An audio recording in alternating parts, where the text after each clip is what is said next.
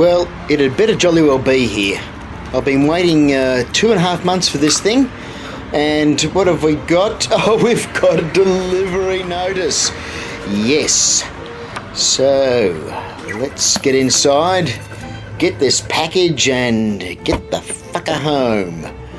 So, what have we got here? It's a box from postal.nl. That's Netherlands, I think. And so I think this is what I'm hoping it will be. So look, we're going to do this properly. We're going to do this professionally. So we're putting on some gloves. I think these came from Breast Cancer Awareness Week last year. And anyway, they'll certainly come in useful here for a professional unboxing of a Dutch watch. So what we've got inside here, I do believe, is an Aramar Arctic Marine Blue, and you can see we're using a number 15 scalpel blade. We could use number 11, although they're a little bit pointy and they may potentially damage the box inside, whereas the 15 has the flatter cutting surface and is probably more suitable for this particular task. So let's get this thing open. Cut along here, and we'll cut through these bits of paper. I'm sure we don't need those. I'm sure there's going to be something else inside which will tell me how much I've paid for the thing. We'll do a bit of blunt dissection. Realise we haven't cut hard enough, and bubble wrap. Yes, we'll save that for later for a bit of popping. So there you have it. That's the box. There it is. Very plain, very unassuming. And we open it up and it says Aramar. Oh yes, that's exactly what we were hoping it would say. So yeah, so this watch costs 205 euros if you're buying it outside the European Union. There are a few on costs for delivery and the usage of PayPal, which takes it up to around about 250 euros in total. But I think still it should be a reasonable value for that amount of money. So we can see here that the watch is covered in some plastic protection. Simon Crane, you should consider some of this stuff if you're going to go shagging trolls any further in your YouTube career. Anyway, so look, there's the watch. Looks like it's in reasonable nick from what we can see. The watch is 42 millimeters in diameter, and I think it's about 50 millimeters from lug to lug. So it's actually exactly the same dimensions as the Tudor Heritage Black Bay that I'm wearing during this unboxing video. We'll just get all the rest of this plastic crap off before showing you the watch in any more detail. So the watch itself uses a Japanese Miyota movement. It's a 9015 automatic movement, 24 joules, and I think it's a 28,800 beats per minute automatic movement with second-hand hacking. So, look, it should be a reasonably reliable piece in terms of its timekeeping capabilities. The watch also has a 500 metre water resistance rating, which is pretty impressive. I mean, I don't know how you could really, test that out. I mean, most scuba divers don't go any lower than about 100 metres, and that they're sort of like the professionals with, saturation diving equipment at the other end and so forth. But anyway, I guess if I drop it off Sydney Harbour, the thing will survive for however much time is left in the mainspring. So the bezel itself on the watch, it's a 120 click bezel. I'm not demonstrating for you here the sound of it. It's just an average dull sort of click, but the bezel does seem to be well seated, and doesn't seem to be loose or floppy in any way. The crystal on the watch is a sapphire crystal, and you can see the back there is a screwed on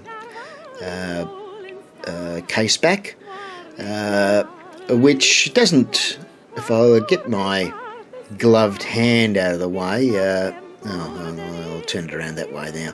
But anyway, the back certainly doesn't look like anything from Tudor, which this watch certainly is a homage to. It's it's got the snowflake hands and the big hour markers, and the rather flat and nondescript face on the thing. Anyway, look, this is a slightly a better shot taken with my digital camera. You can see that the blue of the bezel and the blue of the dial don't really seem to match in most lights. This is a side view. You can see the engraving on the crown, which that's the Aramar symbol, which is sort of like an escape wheel or something like that. That's the other side. You can see it's a very flat crystal. There's the Aramar trademark on the clasp, which is actually not too bad at all in terms of the quality. The bracelet is all solid links, and isn't particularly noisy.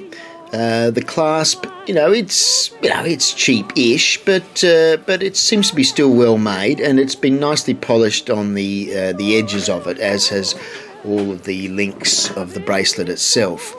So, look, the bracelet is not a great disappointment at all, and it's nice to see that the first link, the one that's attached to the lugs, extends down in the middle rather than the other way around. The movement has hacking seconds, I think, as I mentioned, and we're just adjusting the date now, having already adjusted the time. Today was the 5th of March. I ordered this watch on the 23rd of December. They did say that we wouldn't see the watches until February, so I guess 5th of March is not bad going in terms of delivery times from Aramar, who are a reasonably new little company based out of the Netherlands. So we'll just give it a good wind up now, so that it's got plenty of power in the mainspring. And then what we're going to do is we're going to test the accuracy of the movement using one of those little apps that you can get for your iPhone. And so what we're going to do is we'll hook it up to Kello, and we've got an iPhone 6 with an iPhone 4 microphone and earbud connection there, because the iPhone 6 microphone just doesn't seem to work with Kello at all. And you can see here that what are we looking at? We're looking at about minus 18. I think we ended up at stabilising it around about minus 20 seconds per day. Which, look, I mean, given the potential inaccuracies of measuring things with Kello, is not too bad. I actually measured the Tudor Black Bay at the same time as this, and that came out with a reading of minus 8 seconds per day. So, I think for a $250 watch, straight out of the box, without any sort of use or wear, the minus 22 is really not too bad. And, I don't put a great deal of importance on the readings that Kello gives you, because, as I said, the reading conditions are really very important. So here's a shot outside in some natural light. You can see that the blue of the dial looks a lot darker in natural light than it does in sort of more artificial light. I think the polishing and the production of the case itself is excellent, and I do like the way they've done the bezel. The bezel has a rather narrow aspect to it, and I like the polishing of the sides of it, which matches nicely with the polished sides of the case itself. There's the back.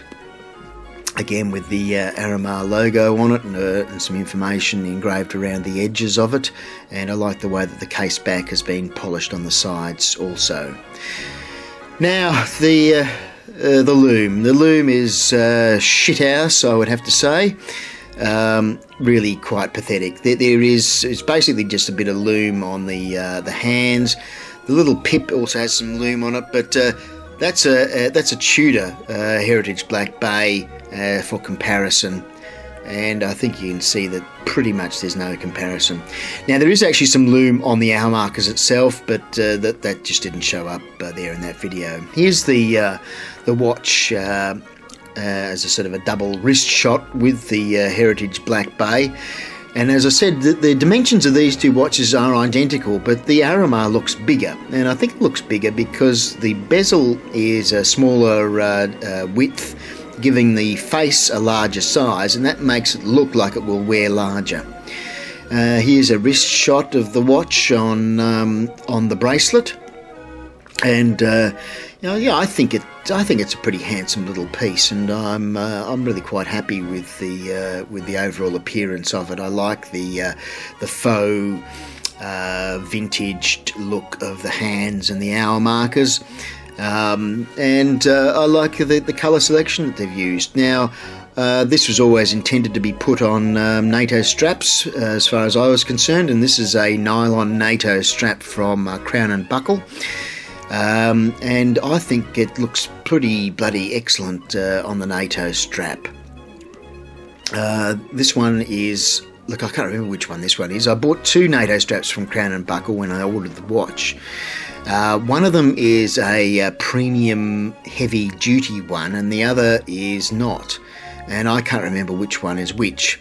This is the first one. This is the second one. Yeah, I think this one may be the heavy duty one. It just feels just ever so slightly heavier in the weave of the material. But honestly, when I got the two, which I got within about 3 days of ordering them, when I got the two, I didn't know which one was which. So this one is a little bit more sort of purpley blue than the other one, which is very much a navy blue. I'm not sure which one I prefer. I think maybe the first one, but look, I really can't say. Anyway, so I tried it on these two nylon NATOs, and then finally I put it on the Yellow Dog leather NATO strap, and you can see that really bulks things up a hell of a lot. I think it just looks just a little bit too bulky and wide with the leather strap on it. I mean, your opinion may differ, but to me it just looks just a little bit too much. I wanted something a little bit more